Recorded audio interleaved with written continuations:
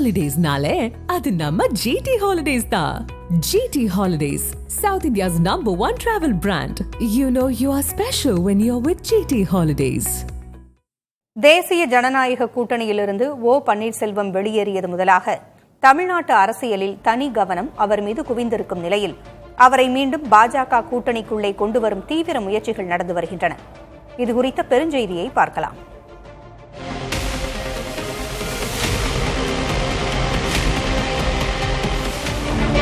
அதிமுகவிலிருந்து வெளியேற்றப்பட்ட முன்னாள் முதல்வர் ஓ பன்னீர்செல்வம் அதிமுக தொண்டர்கள் உரிமை மீட்பு குழு எனும் அமைப்பை தொடங்கினார். கடந்த நாடாளுமன்ற தேர்தலில் அதிமுக தனித்து போட்டியிட்ட நிலையில் தன்னுடைய அமைப்பின் சார்பில் பாஜகவுடன் கூட்டணி அமைத்து ராமநாதபுரம் தொகுதியில் போட்டியிட்டார் பன்னீர்செல்வம்.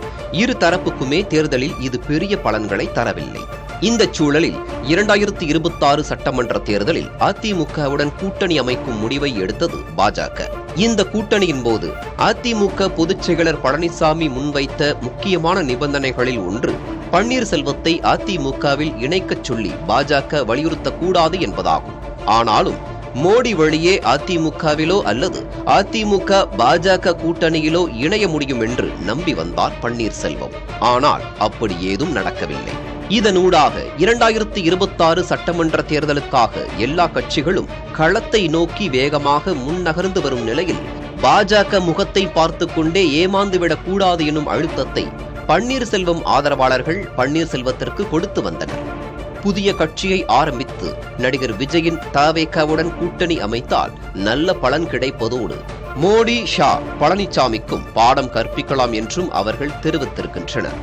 இப்படிப்பட்ட சூழலில்தான் பிரதமர் மோடியை சந்தித்து இறுதியாக ஒருமுறை அவருடன் ஆலோசனை கேட்க நேரம் கேட்டார் பன்னீர்செல்வம். டெல்லியிலிருந்து ஆரம்பத்தில் ஆக்கப்பூர்வமான பதில் கிடைத்தாலும் பிறகு மோடியை சந்திக்கும் வாய்ப்பு அவருக்கு கிடைக்கவில்லை. பன்னீர்செல்வத்தை சந்தித்தால் அது தனக்கு பின்னடைவாக அமையும் என்று பழனிசாமி தெரிவித்ததே மோடி நேரம் தராததன் காரணம் என்பதை பின்னர் தெரிந்து கொண்டிருக்கிறார் பன்னீர்செல்வம். இதன் தொடர்ச்சியாக தனது தொண்டர்களுடன் மேற்கொண்ட ஆலோசனையின் முடிவிலேயே பாஜக கூட்டணியிலிருந்து வெளியேறியுள்ளார் பன்னீர்செல்வம். பன்னீர்செல்வத்தின் அரசியல் ஆலோசகரான பன்ருட்டி ராமச்சந்திரன் இந்த முடிவை அதிகாரப்பூர்வமாக சென்னையில் அறிவித்தார். தேசிய ஜனநாயக கூட்டணியிலே இருந்த உறவு முறிக்கப்பட்டுள்ளது. அன்பிற்குரிய ஒருங்கிணைப்பாளர் அவர்கள் விரைவில் சுற்றுப்பயணம் மேற்கொள்ள இருக்கிறார்கள். எந்த கட்சியுடன் எதிர்காலத்தில் கூட்டணி என்பதை இன்னும் சிறிது காலம் கழித்து அரசியல் நிலவரம் குறித்து ஆராய்ந்து முடிவெடுக்கப்படும். திமுக அரசை வீழ்த்தல் உங்களுக்கு உடன்பாடு உண்டா சார்? யாரை வீழ்த்த வேண்டும் என்பது எங்களது குறிக்கோள் அல்ல, யாரையெல்லாம் வாழ்த்த வேண்டும் என்பதுதான் எங்கள் குறிக்கோள். இதனிடையே முதல்வர் ஸ்டாலினை நடைபயிற்சியின் போது பன்னீர்செல்வம் சந்தித்தது செய்தியானது. பாஜக கூட்டணியிலிருந்து அவர் விலகும் நாளில் முதல்வரை சந்தித்தது திமுகவுடன் இணைந்து செயல்படும் முடிவில் அவர் இருக்கிறாரா என்ற யூகத்தையும் கிளப்பியது. ஆனால் முதல்வர் உடனான சந்திப்பு தற்செயல் என்றும் அதில் எந்த அரசியல் நோக்கமும் இல்லை என்றும் பன்னீர்செல்வம் தெளிவுபடுத்தினார். சென்னையில் இருக்கின்ற பொழுது தியாசபைகள் சொசைட்டியில் நடைபயிற்சி மேற்கொள்வது வழக்கம். அந்த நடைபயிற்சியின் போது அவரும் நடைபயிற்சியில் இருந்தால் வணக்கம் சொல்லிவிட்டு சென்றோம். வரவிருக்கும் டிசம்பர் வாக்கில் புதிய கட்சியை பன்னீர்செல்வம் தொடங்க திட்டமிட்டுள்ளதாகவும் அதற்கான முன்னோட்டமாகவே மதுரையில் அவர் மாநாடு நடத்த திட்டமிட்டுள்ளதாகவும் கூறப்படுகிறது. பன்னீர்செல்வம் புதிய கட்சியை தொடங்கினால் அதனுடன் கைகோக்க தவேக தயாராக இருப்பதான சமிக்ஞை நடிகர் விஜய் தரப்பிலிருந்து கொடுக்கப்பட்டிருப்பதாகவும் கூறப்படுகிறது. இப்படி ஒரு கூட்டணி அமைந்தால் நிச்சயம் அது இரு தரப்புக்குமே பலன் தரக்கூடும். அதிமுகவின் முன்னணி தலைவர்களில் ஒருவராக திகழ்ந்த பன்னீர்செல்வத்துக்கு மாநிலம் தழுவிய தேர்தல் களம் நன்கு அத்துப்படி. புதிதாக ஆரம்பிக்கப்பட்டிருக்கும் தவேகவுக்கு விஜயின் பிரபல்யமும் பெரும் ரசிகர் பட்டாளமும் பெரும் பலம் என்றாலும் தேர்தல் களத்துக்கு அவர்கள் முற்றிலும் புதியவர்கள் என்பது பெரிய பலவீனம். இந்த பலவீனத்தை பன்னீர்செல்வத்துடனான கூட்டணி போக்கக்கூடும். அதேபோல எம்ஜிஆர், அண்ணா படங்களை மேடையில் பயன்படுத்தவும் அவர்களுடைய அரசியல் பாரம்பரியத்தை பங்கு போடவும் தவேகவுக்கு இது உதவும். அதிமுக தலைமையை தொடர்ந்து தக்க வைக்க 2026 தேர்தலில் ஆட்சியை பிடிப்பது பழனிசாமிக்கு முக்கியம். அதற்கு திமுக ஆட்சிக்கு எதிரான வாக்குகளை ஒருங்கிணைப்பது முக்கியம். விஜய் பன்னீர்செல்வம் கூட்டு எத்தனை தொகுதிகளை வெல்கிறது என்பதையெல்லாம் தாண்டி அது வாங்கும் ஒவ்வொரு ஓட்டும் அதிமுக கூட்டணியை பின்னுக்கு இழுக்கும். அதிமுகவின் ஆட்சி கனவை குலைக்கும். ஆகையால் இது தமிழக அரசியலில் பெரும் திருப்பத்தை நிகழ்த்தும் என்று அரசியல் விமர்சகர்கள் மதிப்பிடுகிறார்கள். இதை தாண்டி முதல்வர் ஸ்டாலினை அடுத்தடுத்து இருமுறை பன்னீர்செல்வம் சந்தித்ததும் அரசியல் யூகங்களை உருவாக்கியது. காலையில் நடைப்பயிற்சியில் இருவரும் சந்தித்தது தற்செயல். மாலையில் சந்தித்தது முதல்வரை உடல்நலம் விசாரிக்க என்று பன்னீர்செல்வம் தெரிவித்தாலும் திமுக கூட்டணியில் மேலும் சில கட்சிகள் சேரும் என்று சமீபத்தில் முதல்வர் ஸ்டாலின் பேசியதோடு இணைத்தும் இது பார்க்கப்பட்டது.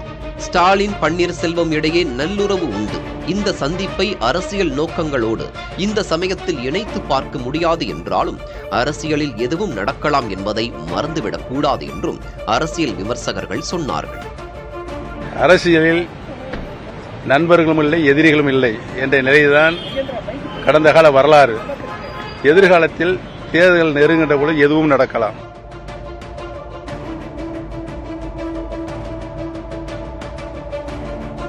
ஆனால் திமுகவுடன் இணைந்து சென்றால் அதோடு பன்னீர்செல்வம் அரசியல் வாழ்க்கை முடிவுக்கு வந்துவிடும். ஏனென்றால் இதுவரையிலான அவரது ஆதரவாளர் பட்டாளம் என்பது முழுமையாக அதிமுக மரபணுவால் வந்தது. திமுக எதிர்ப்பே அதன் மையம். திமுகவுடன் மேல் அணுக்க போக்கை கடைபிடித்தால் அதை சொல்லியே பன்னீர்செல்வத்தை ஒழித்து விடுவார் பழனிசாமி என்று இன்னொரு தரப்பு அரசியல் விமர்சகர்கள் கூறினார்கள். இத்தகு சூழலில் திமுகவுடன் எந்த வகையான உறவும் இல்லை, திமுகவுடன் செல்ல இருப்பதாக சிலர் பேசுவது திட்டமிட்ட வதந்தி என்று சொல்லி அந்த பேச்சுக்கு முற்றுப்புள்ளி வைத்தார் பன்னீர்செல்வம். கூடவே திமுகவையும் பாஜகவையும் சமதொலைவில் வைக்கும் விதமான அறிக்கைகளை வெளியிட்டார். பன்னீர்செல்வத்தின் இந்த வேகமான நகர்வுகள் அதிமுக பாஜக கூட்டணியை பதற்றத்தில் ஆழ்த்தின. அதை உறுதிப்படுத்தும் வகையில் இருந்தது டிடிவி தினகரனின் அறிக்கைகள். பாஜக கூட்டணியில் உள்ள எவரையும் இழந்துவிடக் கூடாது என்று பேசினார் தினகரன். இதோடு நயினார் அண்ணாமலை இடையிலான பனிப்போரும் பன்னீர்செல்வம் முடிவுக்கு ஒரு காரணம். பாஜக புதிய தலைவர் நயினார் அதிமுக பொதுச்செயலர் பழனிசாமி தரப்போடு இணக்கமாக செல்வதையே விரும்புகிறார். ஆனால் பழனிசாமியுடன் முரண்பாடு கொண்ட பாஜக முன்னாள் தலைவர் அண்ணாமலையோ பாஜக கூட்டணியில் பன்னீர்செல்வம் நீடிப்பதையே விரும்புகிறார். இதற்கு ஏற்ப சில காய்களை அவர் நகர்த்துகிறார். இந்த பின்னணியில் பழனிசாமியை சங்கடப்படுத்தும் வகையில் நடந்து கொள்ள வேண்டாம், அதே சமயம் பன்னீர்செல்வத்தை சமாதானப்படுத்தும் முயற்சிகளில் இறங்குங்கள் என்று பாஜக அடுத்த நிலை தலைவர்களுக்கு டெல்லி சமிக்ஞை அனுப்பியதாக சொல்லப்படுகிறது.